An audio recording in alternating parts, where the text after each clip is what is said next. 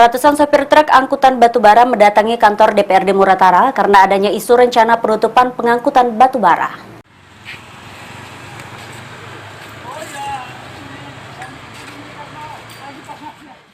Sejumlah sopir truk angkutan batubara datang ke DPRD Musirawas Utara untuk mempertanyakan kebenaran informasi soal rencana penutupan aktivitas pengangkutan batubara.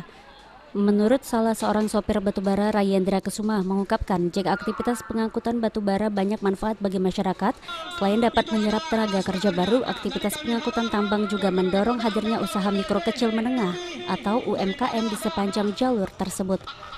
Di samping itu juga menurut Rayendra dapat menekan aksi kriminalitas di sepanjang jalur yang dilalui oleh mobil tambang. Saat ini itu melibatkan 400 unit armada yang aktif setiap hari. Kemudian dari sisi keamanan yang dirasakan masyarakat saat ini, salah satunya kriminalitas menurun.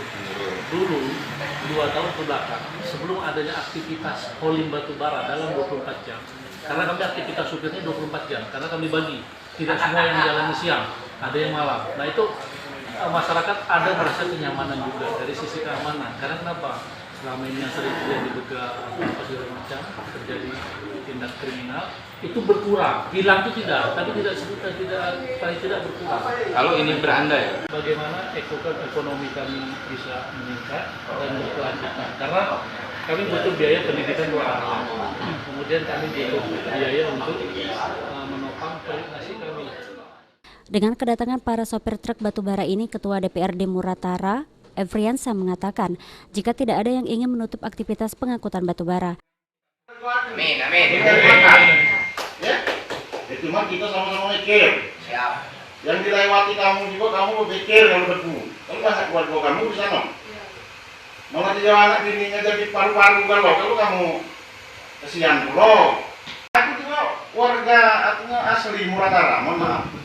Ya, aku juga merasakan adanya investor ini artinya bisa menambah DBH itu.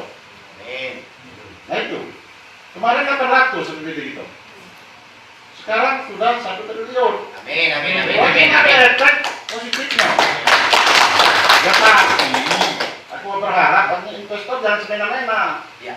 Jangan semena-mena di Muratara ini. Kalau dia semena-mena aku yang turun, bukan anggota.